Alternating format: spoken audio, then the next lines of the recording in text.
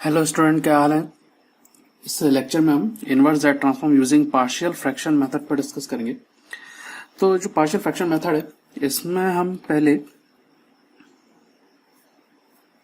जो हमारा Z transform का जो फंक्शन है, उसका जो ट्रांसफर फंक्शन हमें दिया होता है, उसका पहले हम एक मॉडल हम उसमें लिख लेते हैं।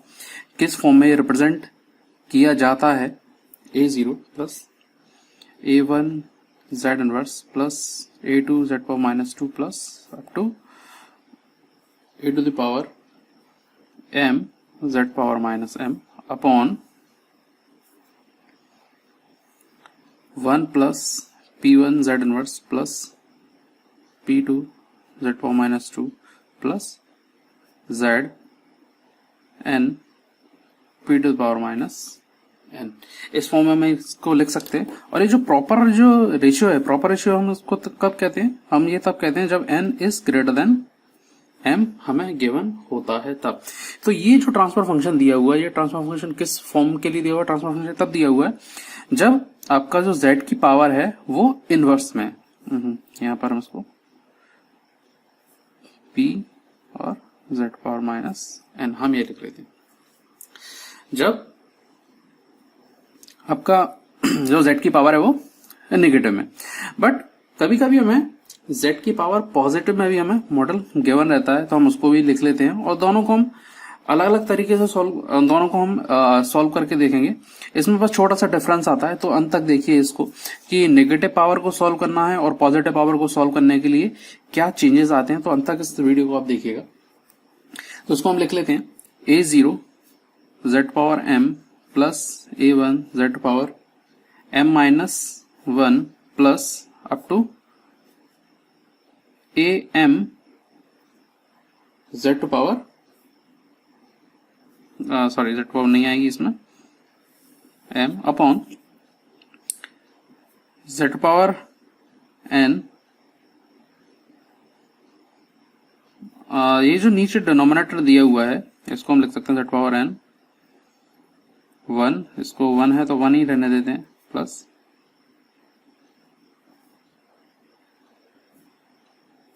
p1 z power n minus 1 plus pn, ये रह जाएगा इसके लिए। ठीक है।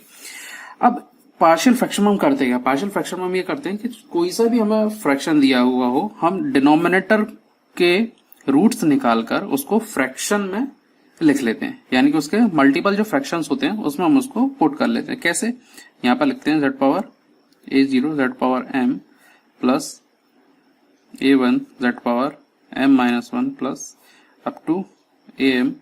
और यहां पर हम लिख सकते हैं, सपोज उसके जो पोल्स हैं, यहां पर हमने पोल मान लिए कि z power minus p1 z power minus p2 z minus p1 z minus p2 z minus p3 और अप टू हमें कहां तक मिले z power z minus p n तक हमें ये फ्रैक्शन हमें यहां पर मिल गए। अब पार्शियल फ्रैक्शन मेथड में अगर हम इसको रिप्रेजेंट करना है तो कैसे रिप्रेजेंट करेंगे हम, a1 upon z minus p1 plus a2 upon z minus p2 plus a n upon z minus pn। इस फॉर्म में हम इसको रिप्रेजेंट करेंगे। ठीक है। और ये जो रिप्रेजेंटेशन है, ये वाला जो स्पेसिफिक रिप्रेजेंटेशन है, ये हमने क्या निकाला। ठीक है भाई, देखिए 3 तरह के रूट्स इसमें हमारे फाइंड होते हैं। पहला जो होता है वो कैसा होता है, रियल और डिस्टिंक्ट रूट हो। ठीक है। दूसरा क्या होता है,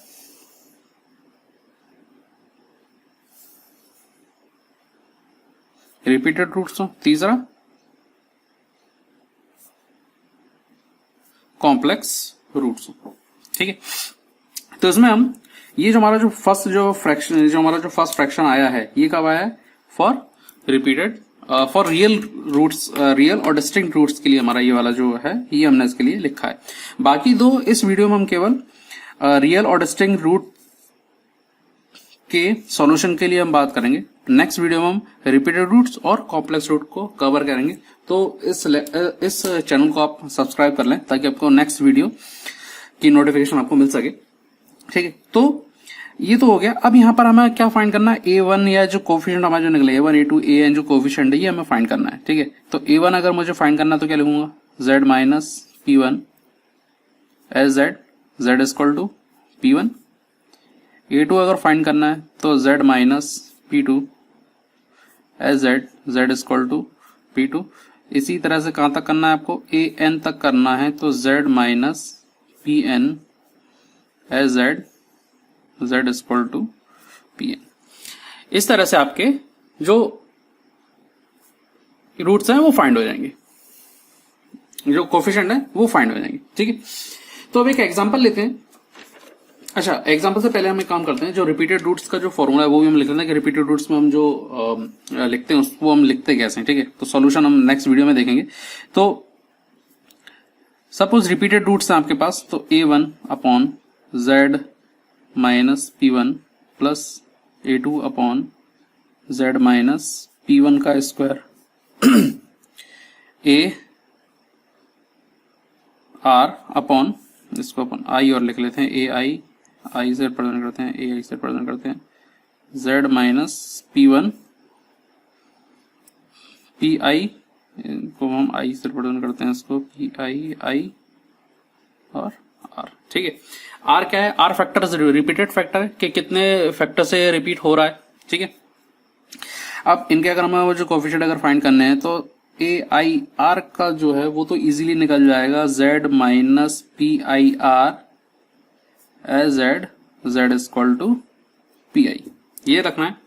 पर ये R है, ये जो ऑर्डर है ये कैसा है, डिक्रीजिंग ऑर्डर में ये R है, उसके बाद क्या आएगा, R-1 आएगा, R-2 आएगा, R-3 आएगा और अप टू कहां तक जाएगा, ये हम देख कुछ आएगा। तो यहां पर हम AIR माइनस K के लिए हम इसको फाइंड कर लेते हैं। K क्या है, डिक्रीजिंग फैक्टर है कि कितने से डिक्रीज हो रहा है, R सपोज मान लीजिए 3 है, 3 के बाद क्या आएगा, 2 आएगा, 2 के बाद क्या आएगा, 1 आएगा। ठीक है, तो R माइनस K फैक्टोरियल के DK upon DZ power K Z minus PI R as Z और Z is equal to PI। तो ये फॉर्मूले, ये जो फॉर्मूला ये हम रिपीटेड रूट्स के लिए यूज कर सकते हैं। ठीक है, पर ये जो मेथड है रिपीटेड रूट और कॉम्प्लेक्स रूट वाला, ये हम नेक्स्ट लेक्चर में कवर करेंगे। तो इसमें हम केवल अभी डिस्टिंक्ट और रियल और डिस्टिंक्ट रूट्स पर हम डिस्कस कर रहे हैं। ठीक, अब इस पर हम एक एग्जांपल ले लेते हैं कि सॉल्व होगा कैसे।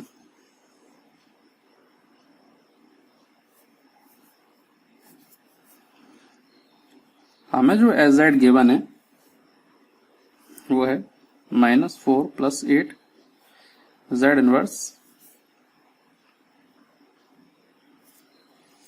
Upon 1 + 6 Z inverse plus 8 Z power -2, ये हमें गिवन है। ठीक है, अब इसको हम दो तरीके से सॉल्व करने हैं। पहला, हमें जो ट्रांसफर फंक्शन दिया वो किस में दिया हुआ है, Z की नेगेटिव पावर में दिया हुआ है। ठीक है, और इसी एग्जांपल को हम सॉल्व करेंगे Z की पॉजिटिव पावर के लिए। बस एक छोटा सा डिफरेंस आता है इस सॉल्यूशन, नेगेटिव पावर की सॉल्यूशन और पॉजिटिव पावर की सॉल्यूशन में। आंसर में चेंज नहीं आएगा, आंसर सेम आएगा, बस मेथड में बस एक छोटा सा ट्विस्ट आ जाता है, वो हमें देखना रहेगा। तो लास्ट तक इस वीडियो को आप जरूर देखें। इसके बाद अब क्या करें हम, Z आ गया। ठीक है, अब यहां पर हमारा जो डिनोमिनेटर है इसको हम क्या करें, फ्रैक्शन की फॉर्म में लिखना है। ये जो दिख रहा है हमारा, ये इसमें फ्रैक्शन की फॉर्म में लिखें। कैसे लिख लें इसकी फ्रैक्शन की फॉर्म में। ठीक, अगर मैं इसको फ्रैक्शन की फॉर्म में लिखूंगा तो -4 + 8 Z इनवर्स अपॉन 1। ये जो 8 है Z पावर -2, देखो पॉजिटिव पावर जब हमें दी होती है ना पॉलिनोमियल में पॉजिटिव पावर, अगर ये लिखा होता Z² + 6Z + 8 तो इजी हो जाता, बट ये किसमें, इनवर्स की पावर में, नेगेटिव पावर में दिया हुआ। तो हमें थोड़ा सा ध्यान देना रहेगा कि इसमें जो फर्स्ट कोएफिशिएंट और ये जो लास्ट कोएफिशिएंट बच रहा है इनका मल्टीप्लाई करें। मल्टीप्लाई करने के बाद आप उसके ऐसे फैक्टर्स निकालें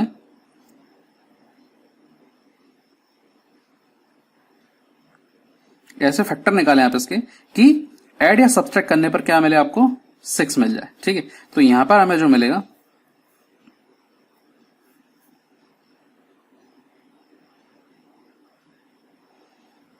plus 2 Z inverse plus 4 Z inverse plus 8 Z power minus 2। ठीक है, तो ये आ गया हमारा। अब इसको फैक्टर की फॉर्म में लिखना है, तो -4 plus 8 Z inverse upon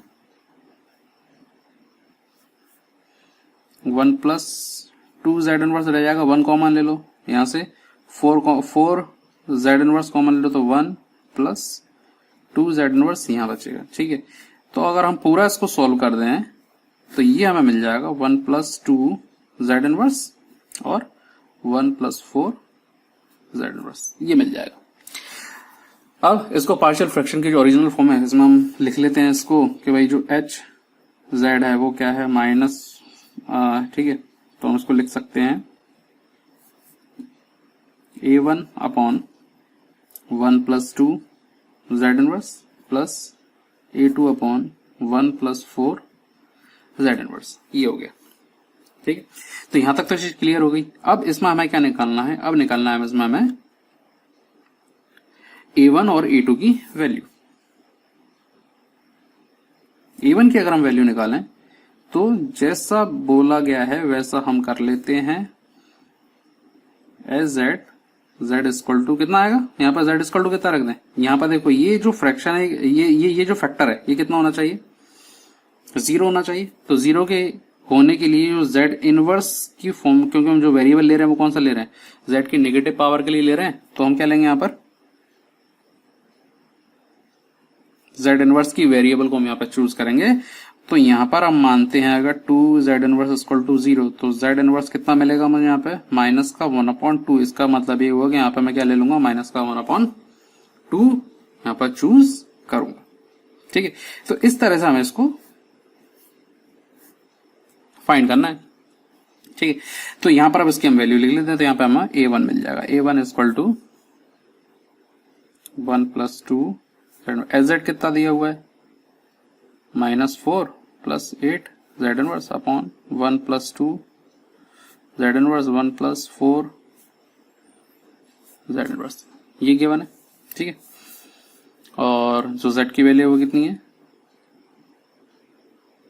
minus का 1/2, ये गिवन है। ठीक है, तो ये से ये कैंसिल हो गया, माइनस का 1/2 इसमें पुट कर दो, वैल्यू कितनी आएगी, इसमें जो वैल्यू मिलेगी वो मिलेगी यहाँ पर हमें a1 जो मिलेगा वो मिलेगा 8।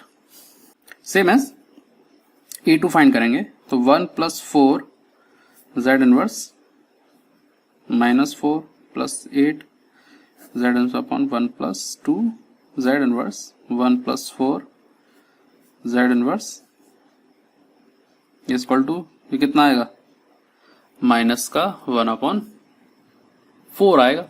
ठीक है, तो a2 की वैल्यू हम यहां से निकालने की, इससे कैंसिल हो गया, a2 आएगा कितना आएगा, माइनस का 12। अब ये सारी वैल्यूज इसमें पुट कर दो, एज जेड इक्वल टू कितना आ जाएगा, यहाँ पर एज जेड a1 की वैल्यू है 8, हम लिख लेते हैं इसको पहले यहाँ पर 1 प्लस 2 जेड इनवर्स -12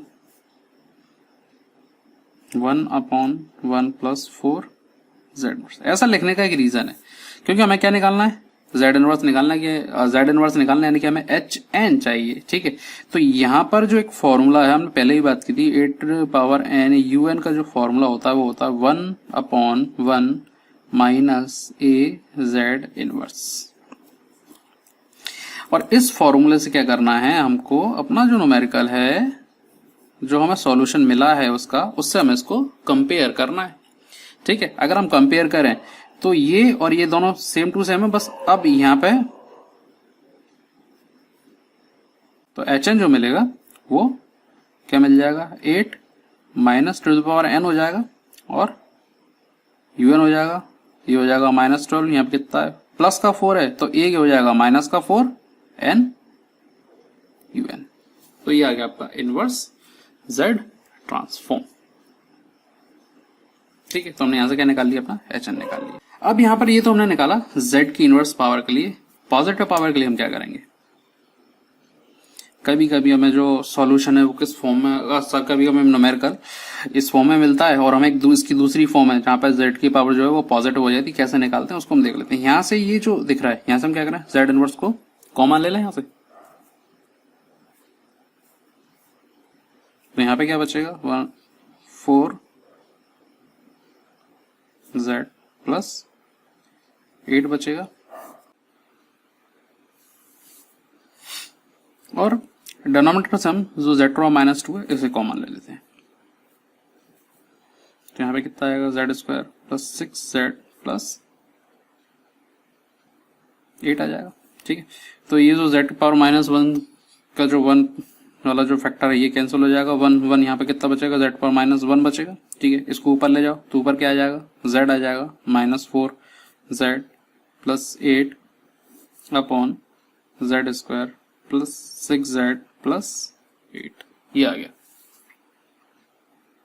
ठीक है, तो कभी कभी न्यूमेरिकल जो है या जो हमारा जो ट्रांसफर फंक्शन है वो हमें z की पॉजिटिव पावर के लिए भी गिवन हो सकता है। इस फैक्टर को हमें सॉल्व कैसे करना, अगर यहाँ देखिए यहाँ पर पावर कितनी है, -1, यहाँ पर -2 है, तो प्रॉपर फ्रैक्शन में, बट यहाँ पर ऑर्डर कितना हो गया इसका, z टू पावर 2 हो गया, यहाँ पर भी z टू पावर 2, दोनों सेम हो गए। ठीक है, बट खैर कोई दिक्कत वाली बात नहीं है, क्योंकि इसमें सॉल्व करने के लिए हमें छोटा सा जो ट्रिक है वो हमें इसमें यूज करनी पड़ती है कि जो z है इसे क्या करो, ट्रांसफर कर दो। ठीक है, कहां पर ट्रांसफर कर दो, hz की तरफ इसे आप ट्रांसफर कर दें इस z को। तो इससे फायदा क्या होगा, ऐसा करने से हमें मिलेगा क्या। ठीक है, ऐसा करने से हम लिख लेते हैं इसको